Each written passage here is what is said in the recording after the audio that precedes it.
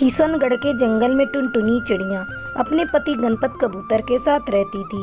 उसकी 3 बेटियां थीं। समय के साथ तीनों बड़ी हो रही थीं, लेकिन गणपत की इतनी कमाई नहीं थी कि वो अपने परिवार का खर्च अच्छी तरह से चला सके। एक दिन सुबह जब गणपत सो रहा था, तभी उसके घर से दौलत राम आता है। गणपत, अरे ओ गणपत, दिन निकल आया, तू अभी तक सो रहा है? जल्दी बाहर निकल, आज मैं तेरे सोए किस्मत को जगाने आया हूँ। सेठ की आवाज सुनकर गणपत अपने घोंसले से बाहर निकलता है। क्या बात है सेठ जी, आप इतनी सुबह सुबह मेरे घर पर? मुझसे कोई काम है क्या? गणपत, तेरी वो बंजर जमीन है ना, मैं उस पर एक फैक्ट्री लगाना चाहता हूँ। बता, तू उस जमीन की कितनी कीमत लेगा? मैं तुझे मुंह मांगी कीमत देने को तैयार हूँ। सेठ जी, वो जमीन मेरे पुरखों की निशानी है, मैं उसे किसी भी कीमत पर नहीं बेचूंगा। सेठ दौलत राम वहाँ से चला जाता है। क्या जरूरत थी तुम्हें सेठ जी से ना बोलने की? बेचारे खुद चलकर हमारे घर आए थे उस बंजर जमीन को खरीदने, ऊपर से मुंह मांगी कीमत भी देने को तैयार थे, लेकिन तुमने उन्हें लौटा दिया। क्या करोगे उस बंजर जमीन को रखकर? अगर वो जमीन तुम बेच देते तो हमारी गरीबी दूर हो जाती। टुनटुनी, सुबह सुबह मैं तुमसे बहस करना नहीं चाहता। आज के बाद तुम उस बंजर जमीन को बेचने की बात मत करना। इतना कहकर गणपत वहाँ से चला जाता है। अरे ओ टूनी, आज तुझे स्कूल नहीं जाना क्या? जल्दी से उठ जा और अपनी बहनों को भी जगा दे। हे भगवान, इन बाप बेटियों ने तो मेरा जीना हराम कर रखा है। जल्दी से उठो तीनों, नहीं तो मैं बेलन लेकर अभी आती हूँ। गुड़िया, जल्दी उठ, माँ गुस्सा है। क्या दीदी, थोड़ी देर और सोने दो ना। कितना अच्छा सपना देख रही थी, तुमने मेरा सपना तोड़ दिया।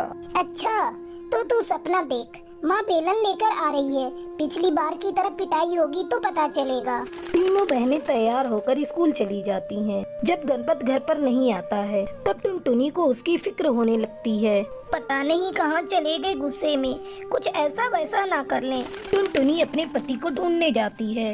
रास्ते में उसे मंजरी कौवी मिलती है। अरे काकी, आपने टूनी के बापू को देखा है क्या? बहुत देर हो गई, अभी तक घर नहीं लौटे। मेरा जी बहुत घबरा रहा है। हाँ रे, मैंने उसे उसके बंजर खेत में देखा है, खेत की सफाई कर रहा था। टुनटुनी खेत पर जाती है। अजी, ये क्या कर रहे हो? मैं कहती हूँ इस जमीन पर कुछ नहीं उगेगा। बेकार तुम इस बंजर जमीन पर पसीना बहा रहे हो। मेरी मानो तो सेठ दौलत राम से इस जमीन के बदले कोई अच्छी सी उपजाऊ जमीन ले लो। गणपत टुनटुनी की बात मान जाता है और सेठ दौलत राम से अपने बंजर जमीन के बदले एक उपजाऊ जमीन ले लेता है। अगले दिन दोनों पति पत्नी मिलकर उस खेत में बैगन के बीज बिखेर देते हैं। इस तरह 1 महीना गुजर जाता है। उनके खेत में बैगन की फसल लहलहाने लगती है। ये देखो जी, अपने खेत में बैगन कितने सुंदर दिख रहे हैं। 1-2 दिन बाद इन्हें तोड़कर सब्जी मंडी में बेच देना। अपनी बैगन की फसल को देखकर गणपत भी बहुत खुश था। 2 दिन बाद वो बैगन को तोड़ता है और उसे सब्जी मंडी में ले जाकर बेच देता है। उसे बहुत पैसे मिलते हैं। टुनटुनी, ये ले, आज बैगन बेचकर मुझे बहुत सारे पैसे मिले हैं। और ये ले, मैं तुम सबके लिए नारियल की बर्फी लेकर आया हूँ। टुनटुनी अपनी बेटियों को खाने के लिए नारियल की बर्फी देती है। फिर सभी खुशी खुशी रहने लगते हैं। चंपक वन में रानो तोती अपने इकलौते बेटे बंसी कौवा के साथ रहती थी। जब बंसी बड़ा हो गया, तब रानो तोती ने अपने बेटे की शादी लूसी चिड़िया से कर देती है। शादी की अगली सुबह लूसी अपनी सास से कहती है, पाए लागो माँ जी। जुग जुग जियो बहू, सदा सुहागन रहो, दूधो नहाओ पूतो फलो। बस अब तू जल्दी से मुझे एक पोता दे दे, मेरा बुढ़ापा खुशी खुशी कट जाएगा। कुछ दिनों बाद लूसी चिड़िया 5 अंडे देती है। रानो पोते की आस लगाए बैठी थी, लेकिन ये क्या, समय आने पर उन अंडों से 5-5 बेटियां बाहर आती हैं। अरे करमजली, मैं तो एक पोते की आस लगाए बैठी थी, पर तूने तो बेटियों की जड़ी लगा दी। अरे ओ बंसी, जल्दी इधर आ, उठा इन छोकरियों को और ले जाकर किसी गटर में फेंक दे। ये आप कैसी बातें कर रही हैं माँ जी? ऐसी बातें करते हुए आपको शर्म भी नहीं आती? अरे तू यहाँ खड़ा होकर इन्हें देखता ही रहेगा? जल्दी मेरी नजरों से इन 5 को दूर करो, नहीं तो इन्हें देख देख कर मैं पागल हो जाऊंगी। बंसी कौवा जैसे ही अपनी बेटियों को उठाने लगता है, लूसी चिड़िया चीख पड़ती है। खबरदार, अगर तुमने मेरी बेटियों को हाथ भी लगाया तो उससे पहले तुम्हें मेरी लाश पर से गुजरना होगा। मत रो लूसी, इन्हें उठाकर मैं कहीं फेंकने नहीं जा रहा, बल्कि तुम लोगों के साथ इस घर को छोड़कर जा रहा हूँ। इतना कहकर बंसी लूसी और बेटियों को लेकर वहाँ से चला जाता है और अपना अलग घर बनाकर रहने लगता है। लूसी खुशी खुशी अपनी 5 बेटियों को पालने लगती है। इस तरह 6 महीने गुजर जाते हैं। एक दिन बंसी किसी काम से बाजार गया हुआ था और लूसी घर के काम निपटा रही थी। अचानक उसका घर जोर जोर से हिलने लगता है।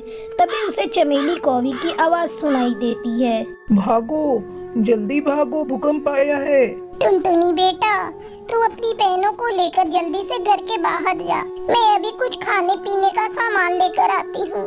टुनटुनी अपनी बहनों के साथ घर के बाहर निकल जाती है। माँ, जल्दी आओ, हमें डर लग रहा है। अचानक उनका घोंसला टूट जाता है और उसके अंदर दबकर लूसी की मौत हो जाती है। टुनटुनी और उसकी बहनें फूट फूट कर रोने लगती हैं। टुनटुनी, उठ बेटा, अब रोने से कोई फायदा नहीं। सभी पक्षी यहाँ से जा रहे हैं, कोई ठीक नहीं फिर से कब भूकंप आ जाए। काकी, हम अनाथ हो गए। हमारे पिताजी बाजार गए थे, उनका भी कोई अता पता नहीं।